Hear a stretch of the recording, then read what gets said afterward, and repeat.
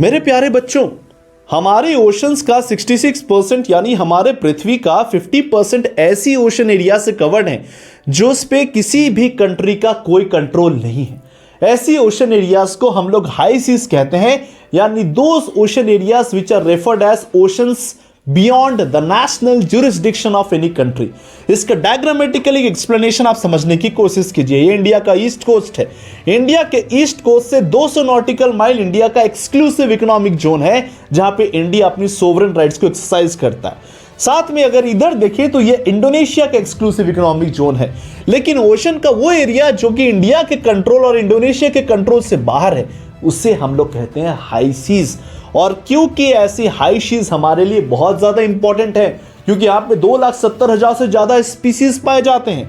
ये carbon dioxide को absorb करते हैं और पूरे पृथ्वी के सर्वाइवल के लिए 50% से ज्यादा ऑक्सीजन रिलीज करते हैं। यहाँ पे रेयर अर्थ एलिमेंट्स भी पाए जाते हैं। एट द सेम टाइम ऐसी ओशन एरियाज बहुत ज्यादा रिस्क और थ्रेट फेस कर रही है at the natural level and at the man made level, anthropogenic causes.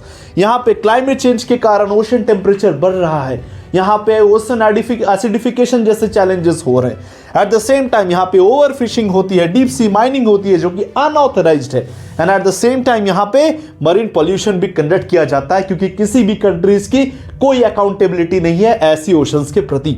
सो इन सारे थ्रेट्स को देखते हुए रिसेंटली हाई सीज ट्रीटी एक इंपॉर्टेंट कदम है, जहां पे 50% नेशंस यानी 120 कंट्रीज में से 60 कंट्रीज ने इस एग्रीमेंट को रेटिफाई करके इस एग्रीमेंट को इफेक्ट करने के लिए एक इंपॉर्टेंट पहल लिया है, जहां पे Morocco has become the 60th nation जिसके रेटिफाई करने के बाद इस एग्रीमेंट का इंप्लीमेंटेशन स्टार्ट हो चुका है। और इसलिए ये यूपीएससी प्रीलिम्स के लिए इंपॉर्टेंट टॉपिक है। लेकिन इस हाई सीज ट्रीटी के कुछ इनहेरेंट इश्यूज हैं।